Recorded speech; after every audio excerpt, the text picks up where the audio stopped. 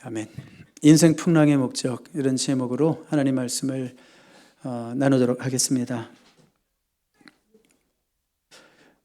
마태복음 5장, 6장, 7장을 The Sermon on the Mount, 산상수훈이라고 했죠.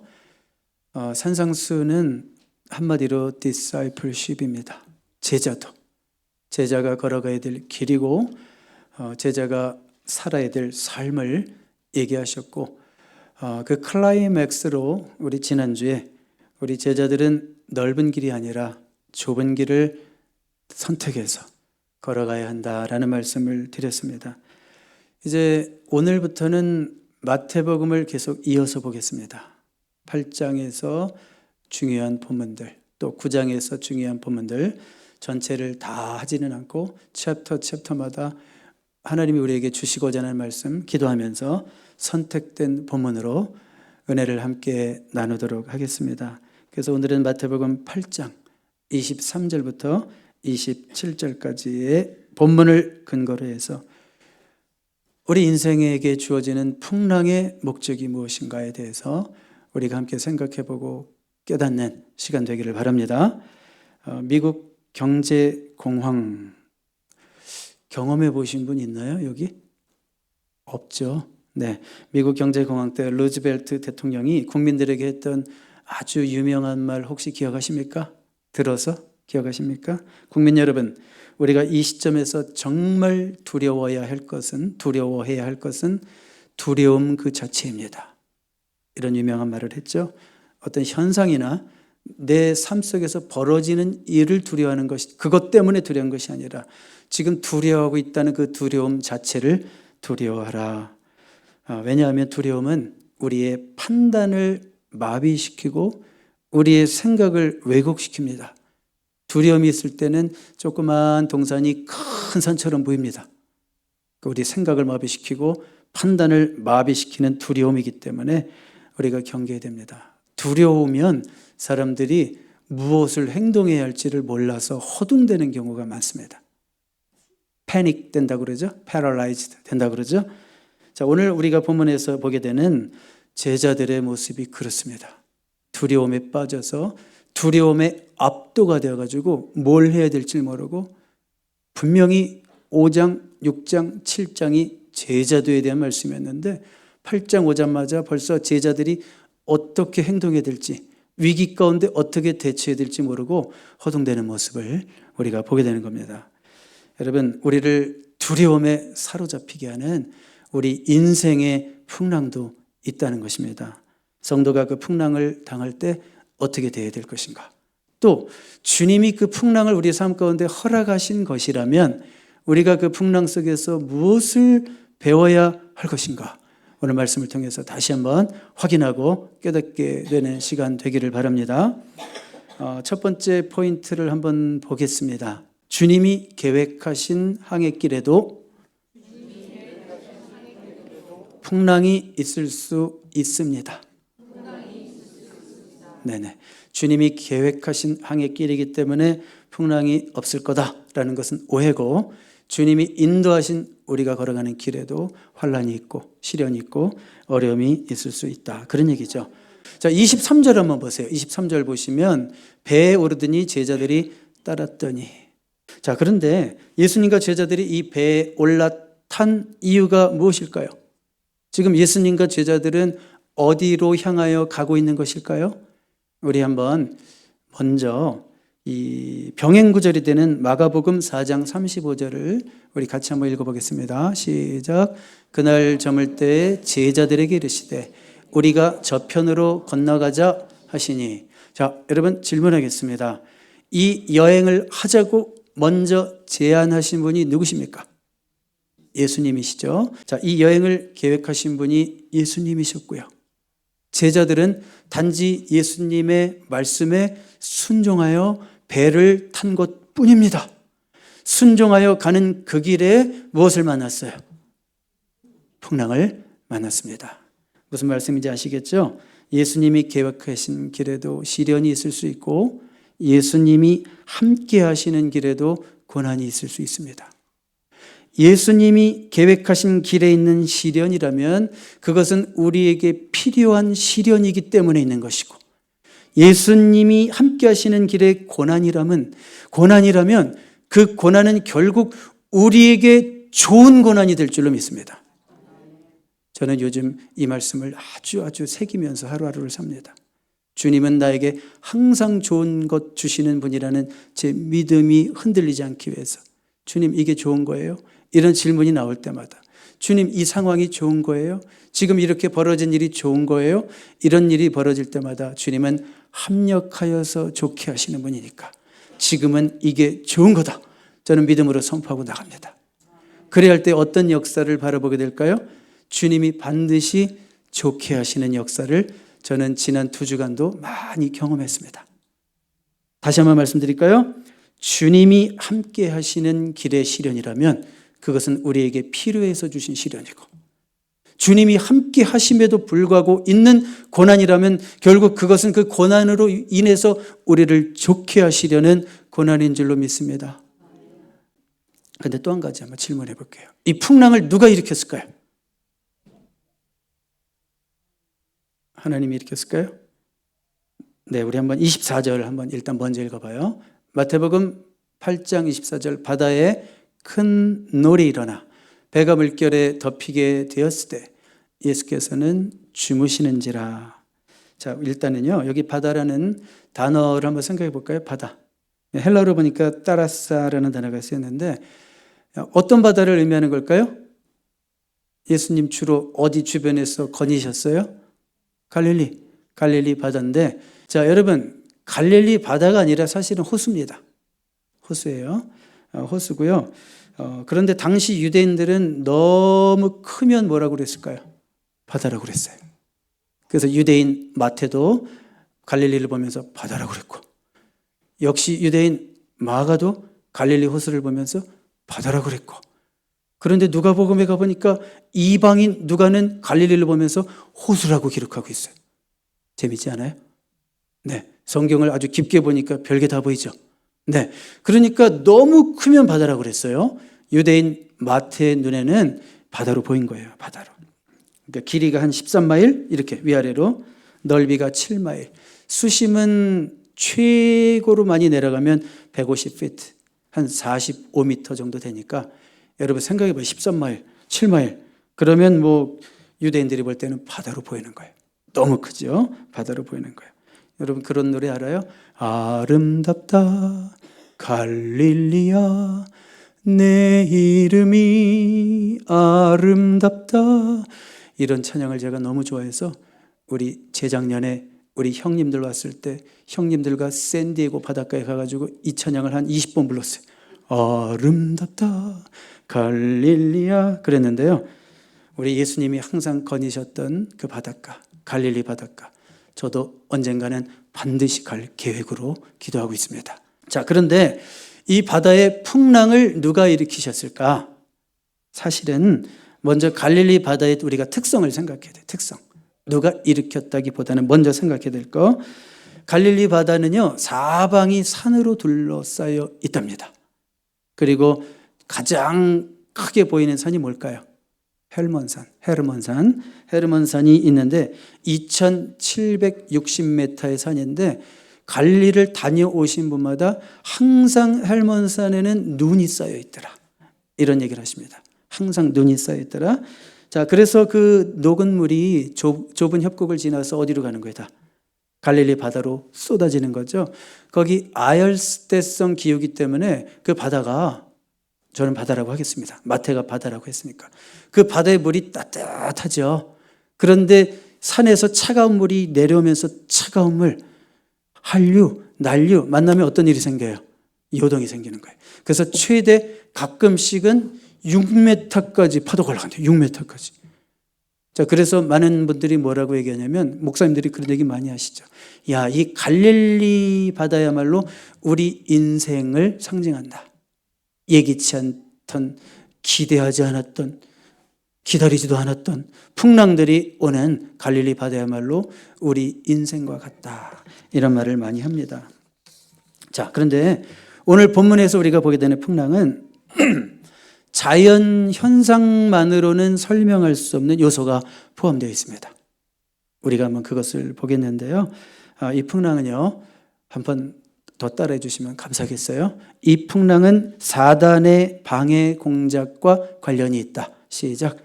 이 풍랑은 사단의 방해 공작과 관련이 있다.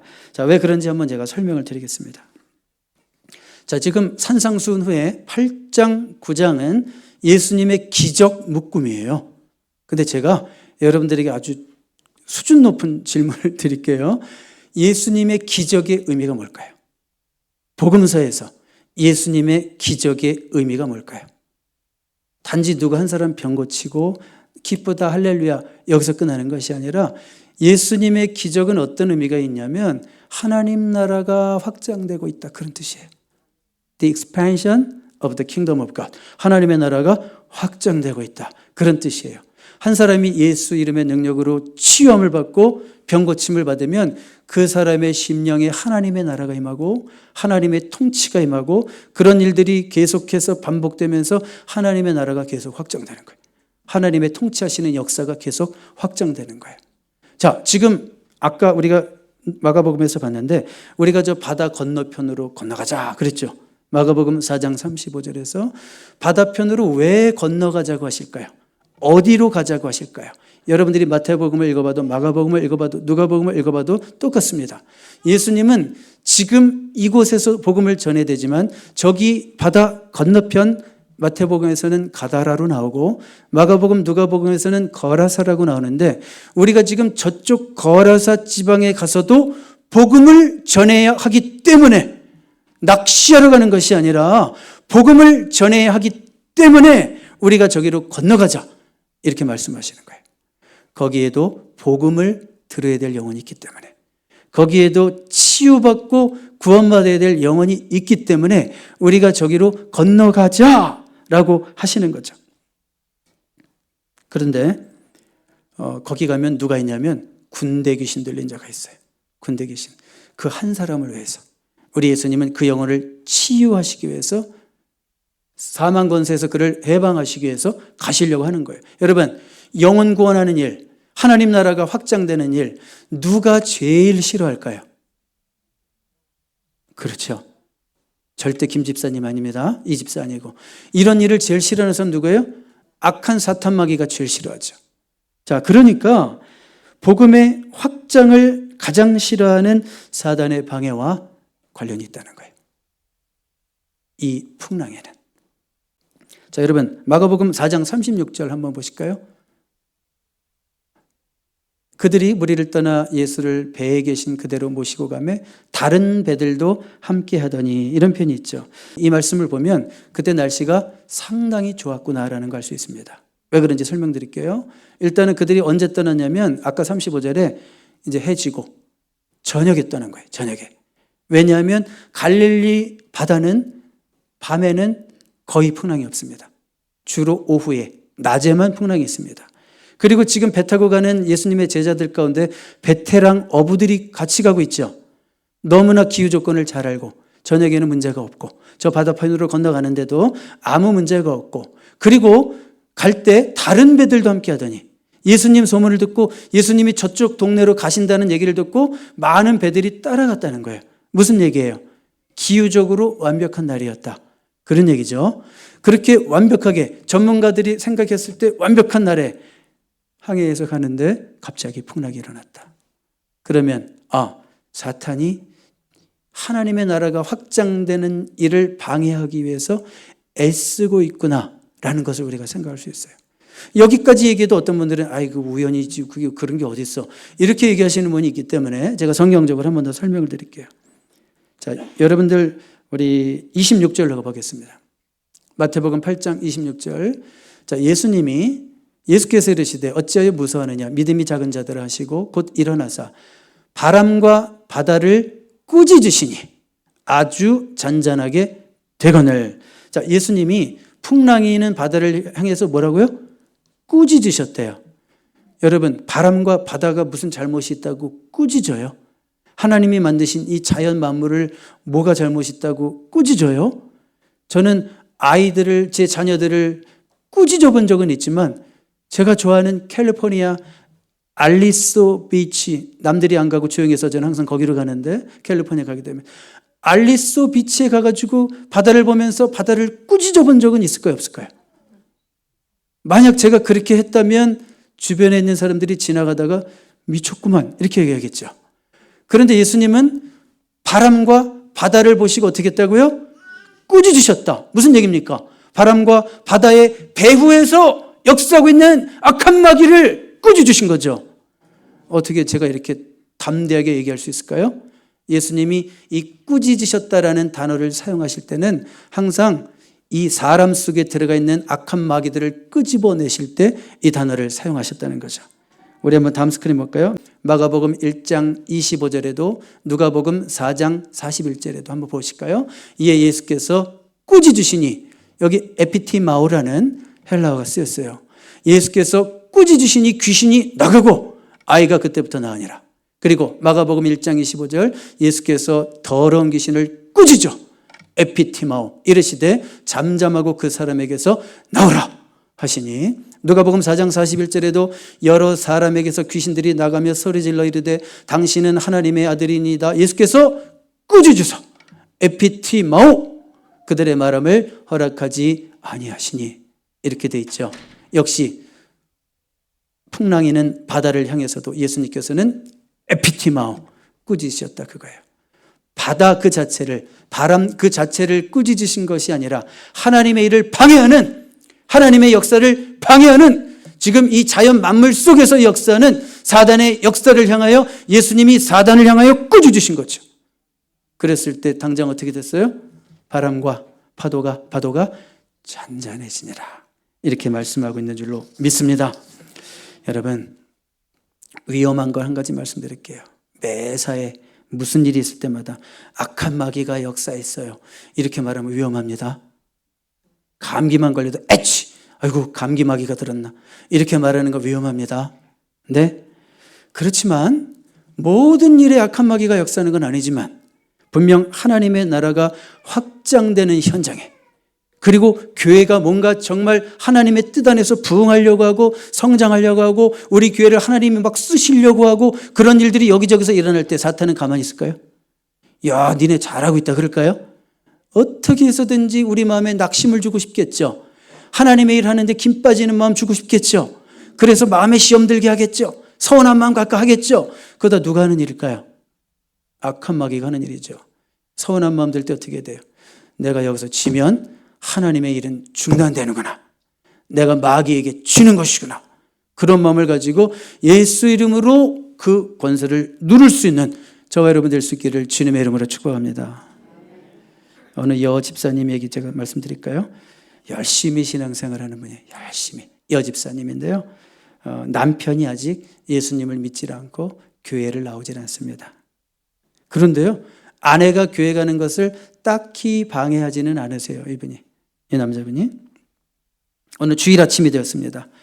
또 어느 무슨 주일과 똑같이 부지런히 화장하고, 또 아이들이 있으니까 아이들 씻기고 머리도 해주고, 여러분 자녀들 도와셔서 알겠지만 자녀들 데리고 교회 나오는 게 얼마나 정말 수고스럽고 일찍 일어나서 해야 돼요. 그렇죠?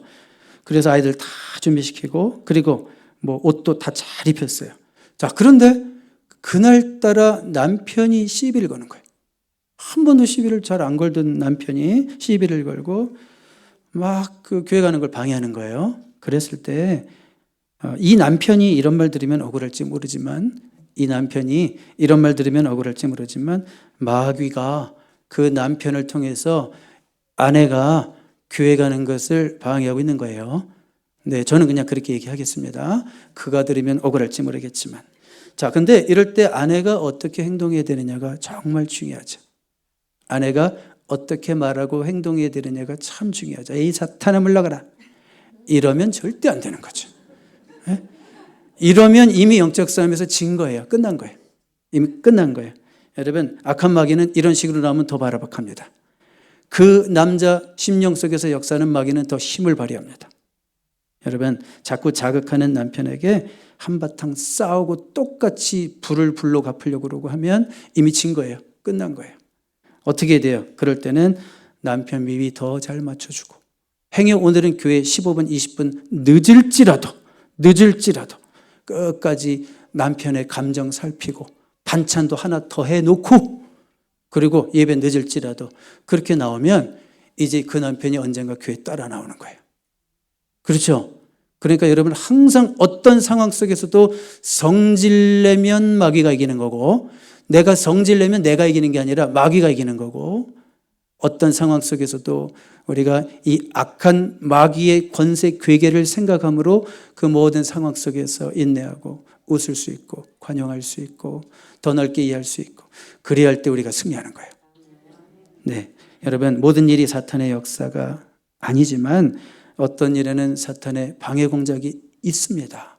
그래야 할 때 우리는 영적 능력이 있어야 되겠죠. 그렇지만 그 능력을 함부로 쓰면 안 되는 거예요. 지혜롭게 항상 오버할 때 우리는 실수해요. 내가 너무 충만해가지고, 내가 너무 예수의 영으로 충만해가지고 말 함부로 하고, 신앙이 왜 그 모양이야, 그딴 식이야, 이런 식으로 말 함부로 하고, 이럴 때 그 영혼 죽이고 자기도 인격 깎이고 하나님 그런 사람 쓰시지도 않고 그렇게 되는 거예요. 그러니까 뜨거울수록 조심하고 내가 정말 충만할수록 조심하고, 그럴 때일수록 한 번 더 우리 주님이라면 어떻게 신중하게 지혜롭게 행동하실까 물을 수 있는 여러분 되시기 바랍니다. 이제 우리가 한번 25절로 가보겠습니다. 바다의 큰 24절부터 바다의 큰 놀이 일어나 배가 물결에 덮이게 되었음에 예수께서 주무시는지라. 25절, 그 제자들이 나와 깨우며 이르되 주여 구원하소서 우리가 죽겠나이다. 여러분, 바다의 잔뼈가 굵은 어부 출신 제자들의 입에서 어떤 말이 나와요? 우리가 죽겠나이다. 정말 큰 풍랑을 만났다는 거예요. 헬라어 원어로 보니까 세이스모스 메가스, 이런 세이스모스 메가스인데요. 메가톤급 광풍을 만난 거예요. 메가톤급 광풍을 만났어요. 그런데 여기 세이스모스라는 단어가요, 원래는 earthquake, 지진, 혹은 막 shaking, 그러니까 막 어마어마하게 막 흔들리는 것을 표현할 때 쓰는 단어가 세이스모스예요. 그러니까 생각해봐요. 바다 45m 저 밑에서부터 지진이 일어나가지고, 이게 쓰나미 같은 거죠. 완전히 지진이 일어나가지고 물이 6m 막 위까지 뛰고, 이런 일들이 왜 갑자기 벌어질까요? 바다의 어부인 제자들도 어찌할 수 없는 막 두려워 떨고 있는 그런 상황이 일어나고 있다는 거예요. 자, 이때는 방법이 없어요. 딱 한 가지 방법밖에 없습니다. 한번 이것도 따라해 주십시오. 풍랑을 만났을 때 주님을 깨워야 합니다. 풍랑을 만났을 때 주님을 깨워야 합니다. 더욱이 이 풍랑이 사탄의 개입으로 이루어지고 있는 풍랑이라면 더더욱 주님을 깨워야 돼요. 주님과 함께 싸워야 되는 문제이기 때문에, 내 힘으로 이길 수 없기 때문에. 여러분, 우리가 사단의 힘을 맞서서 이길 수 있는 사람이 아무도 없어요. 우리가 사단의 권세를 꺾을 수 있는 유일한 이유는 우리 안에 계신 예수 생명 때문이거든요. 그러니까 예수 이름으로 기도하면서 깨워야 되는 거예요. 예수님을 깨우는 방법은 예수님의 이름으로 기도하는 거예요. 오 전능하신, 오 좋으신 여호와 하나님이여, 이렇게 끝나면 안 되고, 하나님인데 어떻게 하라는 거예요? 예수의 이름으로 구하노니 당신의 능력을 우리 가운데 행하소서. 예수 이름으로 기도해야 되는 거예요. 근데 여기서도 또 한 가지 질문이 생겼어요. 저는, 아니 이렇게 풍랑이 막 일어나서 제자들이 난리가 났는데, 두려워서 다 죽게 생겼는데 예수님 뭐하고 계세요? 왜 안 깨실까요? 여러분, 다들 이렇게 해석하시더라고요. 저도 동의했어요. 쉬지 않는 지상 사역 속에서 그분의 육신이 얼마나 고단하셨는지를 보여주는 부분이래요. 그러니까 예수님의 인성이 강조되고 있죠. 풍랑을 잠잠케 하실 때는 예수님의 신성이 강조되고 있죠. 예수님이 얼마나 고단하셨으면, 여러분 그런 거 아시죠? 자다가 누가 업어가도 모른다. 정말 너무 피곤해서 완전히 골아떨어진 사람 막 여기저기서 차에서 덜컹덜컹 거리고 막 업어가고 또 앉고 사람 옮기고 이래도 일어나요, 안 일어나요? 저를 좀 봐주실래요? 일어나요, 안 일어나요? 그렇죠? 이게 정신을 못 차리는 거예요. 막 그런 것처럼 예수님이 얼마나 육신적으로 피곤했으면 그러고 계실까? 저는 이 사실이 위로가 됩니다. 왜 위로가 될까요? 예수님 우리 육신의 고단함을 이해하시기 때문입니다. 그렇죠? 예수님은 너무 전능하신 분이라 우리 연약한 인생들의 고단함을 전혀 상관하시지 않고 배려하시지 않는 주님이 아니라 주님이 친히 그 모든 육신의 고단함까지도 다 경험하셨기 때문에 우리의 너무 고단함도 우리 주님이 이해하실 줄로 믿습니다. 이제 주님이 잠에서 깨셔서 뭐라고 말씀하실까요? 이렇게 좋으신 주님이 뭐라고 말씀하실까요? 26절 보세요. 다시. 예수께서 이르시되 어찌하여 무서워하느냐 믿음이 작은 자들아. 제가 지금 이 말씀을 제대로 읽었을까요? 제대로 못 읽었습니다. 어찌하여 무서워하느냐 이 믿음이 작은 예끼 녀석들아. 요거보다 더 강하게 읽어야 돼요. 예수님은 꾸짖으셨어요. 꾸짖으셨어요. 저라면 저는 굉장히 서운했을 것 같아요. 이 부분에서 굉장히 서운했을 것 같아요. 그래도 예수님 좋다고 예수님 따라다니고 있는데, 그래도 예수님 말씀에 순종하여 여기까지 가는 길인데, 아니 이런 어려움 당했을 때 먼저 깨셔가지고 알아서 해주셔야지 말이야. 일어나시자마자 오히려 우리를 꾸짖고 믿음이 없다고 그러시고. 왜 예수님 그러셨을까? 예수님 일어나시자마자 야 많이 무서웠지. 내가 좀 일찍 돌아보지 못해서 미안해. 아이고 미안하다. 그리고 좀 바다를 막 잔잔하게 하시고 이럴 것 같은데 예수님 일어나시자마자 제자들부터 꾸짖으십니다. 다시 한번 말씀드릴게요. discipleship, 제자도의 길은 쉽지 않습니다.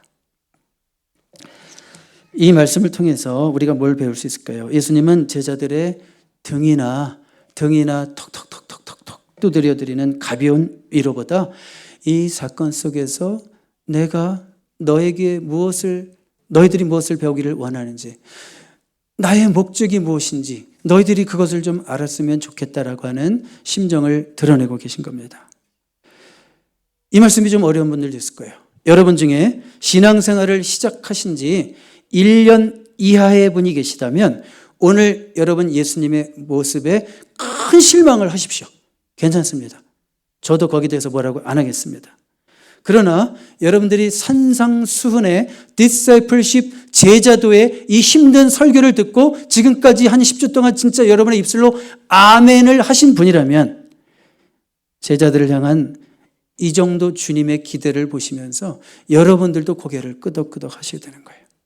그렇지. 물론 예수님의 위로가 절대적으로 필요하지, 나도.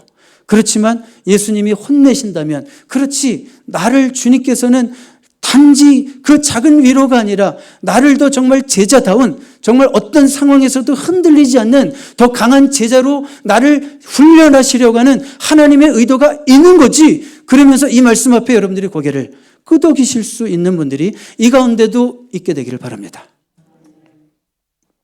26절 계속 보시면 제자들의 믿음을 꾸짖으신 후에 이제는 바람과 바다를 꾸짖으시죠. 그런데 어떻게 됐어요? 아주 잔잔하게 되었다. 아주 잔잔하게 되었다. 다시 한번 세이스모스 메가스 이런 단어가 또 쓰였는데 갈레네 메가스로 바뀌었습니다. 자, 영어로 보면 great stormy, great calm이 됐습니다. 기적이죠. 그 풍랑에는 여러분 여러분 큰 배를 타고 혹시 무슨 여행 배를 타듯이 타시다가 5m, 6m 되는 파도를 맞아보신 적이 있습니까? 그 어마어마한 파도, 그 얼마나 두려워요. 그런데 아주 잔잔하게 되었답니다. 여러분, 저는요, 여러분들이 여러분 마음속에 그런 폭풍들을 때로는 만나시는 것 같아요. 우리 마음에 막 거대한 폭풍이 몰려올 때가 있어요. 놀랍게도 그 마음의 폭풍들이 우리 주님의 말씀이 이렇게 들어올 때 아주 잔잔해지는 경험을 합니다. 어떻게 그럴 수 있을까? 주님이 주시는 절대 평화를 누릴 때가 있어요. 내가 어떻게 이 상황에서 평화를 누리지? 우리 지금 질병 가운데 또 큰 수술을 앞두고 있던 어느 집사님이 어제 그런 고백을 하시더라고요. 모르겠어요. 제 마음은 늘 평안해요. 그 주님이 함께 하신다는 확신 때문이겠죠? 제 마음은 늘 평안해요. 불안하지가 않아요. 그럼 뭐예요? 정말 가장 힘든 수술을 앞두고 있는 분의 입에서 나온 말입니다. 자, 여러분, 그 누구도 인생 풍랑을 혹시 원하시는 분이 있습니까? 자발적으로. 내 인생에 좀 풍랑이 왔으면, 고난이 왔으면, 시련이 왔으면, 이런 분은 아무도 없습니다. 목사도 싫습니다. 저는 여러분들이 그런 인생의 풍랑 속에 들어가는 것을 원하지 않습니다. 그러나 풍랑 없는 인생은 없습니다. 그리고 누구도, 이 말이 중요하죠? 누구도 그 인생의 풍랑 없이 성숙해질 수 있는 인생이 없습니다. 그 누구도 이 인생의 풍랑 없이 겸손해질 수 있는 인생이 없습니다. 우리의 교만을 꺾을 수 있는 것은 주님이 우리 가운데 허락하시는 그 풍랑이 아니고서는 방법이 없다는 것을 저는 오늘도 깨닫고 있습니다. 자, 그래서 우리가 마지막 포인트를 생각해 봐야 돼요. 주님이 허용하신 풍랑의 목적을 깨달아야 되는 거예요. 여러분 한번 삶을 되돌아보시기 바랍니다. 우리 인생의 풍랑 속에서 여러분들이 뭘 배웠나 생각해 봐요. 저는 인생의 풍랑 속에서 주님의 도를 배웠어요. 저는 인생에 그런 극심한 고난이 없었으면 처음에 유학 오자마자 요즘 조금 일부 방탕하는 유학생들처럼 맨날 놀러 다니고 뭐 돈이나 쓰고 쓸 돈도 없었지만 아마 그랬을지도 모르죠. 그런데 유학을 오자마자 하나님이 저를 건강을 안 주시니까 솔직히 말하면 첫 유학 3년 반을 거의 병자로 지냈어요. 병자가 할 게 뭐가 있어요? 하늘나라 갈 준비해야지. 그러니까 뭘 봐야 돼요? 공부 억지로 하면서 남는 시간에 하나님의 말씀 보게 되는 거죠. 그러니까 인생 풍랑 속에서 주님의 도를 배웠어요. 여러분, 우리는 인생 풍랑 속에서 더욱 정결해지고 거룩해지고 성숙해집니다. 그래서 때때로 풍랑을 허락하시는 주님의 그 목적을 깨닫는 저와 여러분 될 수 있기를 바랍니다. 그리고 주님이 제자들의 향해 길의 풍랑을 허락하신 목적 가운데 또 한 가지 목적이 있었어요. 주님은 이 사건을 통해서 당신이 누구신가를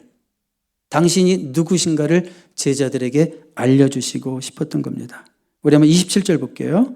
우리 예수님 명령으로 풍랑이 잠잠하게 된 후 이제 제자들의 반응을 보는 건데요. 그 사람들이 놀랍게 여겨 이르되 이가 어떠한 사람이기에 바람과 바다도 순종하는가 하더라. 제자들이 이 사건이 벌어지는 이 모든 일들, 예수님이 하시는 일을 보면서 They were amazed. 그렇게 돼 있죠. 거의 모든 번역이 그렇게 됐어요. They were amazed.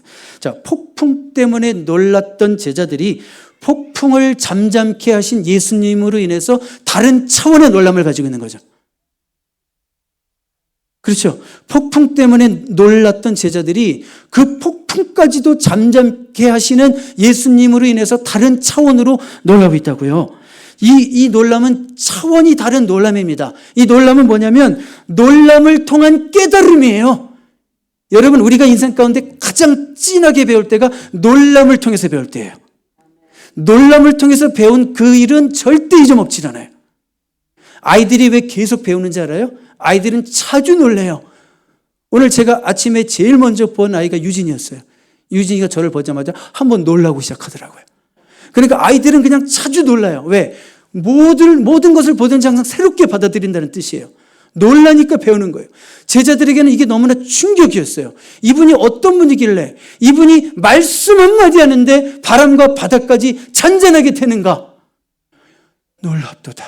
이분은 하나님이시구나. 그러니까 예수님이 행하시는 모든 기적은 바로 하나님 나라의 확장과 연관이 있을 뿐만이 아니라 예수님이 행하시는 모든 기적에는 예수님이 어떤 분이신가를 드러내시는 계시적 성격이 있다는 거죠. 마지막으로 결론을 내리고 싶습니다. 우리 인생 가운데도 하나님께서 풍랑을 허락하신다면 하나님은 어떤 목적으로 그런 풍랑을 또 허락하셨을까요? 하나님, 제 나이는 이제 그만 좀 발 좀 뻗고 자도 되는 나이 아닙니까? 왜 아직까지도 저를 훈련하시고 왜 아직까지도 저를 더 높은 경지로 이끄십니까? 왜 아직까지도 저에게 고난을 주셔야 됩니까? 왜요? 아직도 더 성숙할 것이 남아있어서. 나는 내 그릇이 여기까지인 것 같은데 하나님 보실 때는 아직도 내 그릇을 더 크게 보고 계시기 때문에. 그리고 무엇보다도 내가 인생 가운데 어떤 풍랑을 만나도 그 풍랑도 능히 잠재우실 수 있는 그 예수님이 곧 하나님이심을 우리에게 알게 하시고 또 그 역사를 우리의 입술로 간증하고 고백하게 하시려는 목적으로 그 풍랑을 우리 가운데 허락하시기도 한다라고 하는 것을 오늘 믿음으로 분명히 받아들이시고 오늘 다시 한번 풍랑 가운데도 담대히 설 수 있는 저와 여러분 될 수 있기를 주님의 이름으로 축복합니다. 기도하겠습니다. 주님이 계획하신 길에도 풍랑이 있음을 보았습니다. 주님을 오해하지 않기를 원합니다. 내 인생길에 허락된 풍랑으로 인하여 불평하지 않기를 원합니다. 또한 그 풍랑으로 인해 지나치게 두려워하지 않기를 원합니다. 풍랑이 있지만 여전히 주님도 그 풍랑 속에 함께 하심을 의심하지 않기를 바랍니다. 악한 마귀 위에 개입이 있는 풍랑이라면 뚫고 나갈 수 있는 믿음의 분별과 능력 있는 사람 되게 하옵소서. 무엇보다도 주님이 허용하신 풍랑의 목적을 깨닫는 인생이 되기를 원합니다. 풍랑 때문에 주님과 멀어지는 것이 아니라 주님과 더 가까워지고 성숙해지는 삶이 되기 원합니다. 풍랑에서도 능히 건져주실 수 있는 주님의 능력을 알게 하시고 풍랑에서 건져주신 주님의 역사하심을 간증할 수 있는 삶이 되게 하옵소서. 예수님의 이름으로 기도드립니다. 아멘.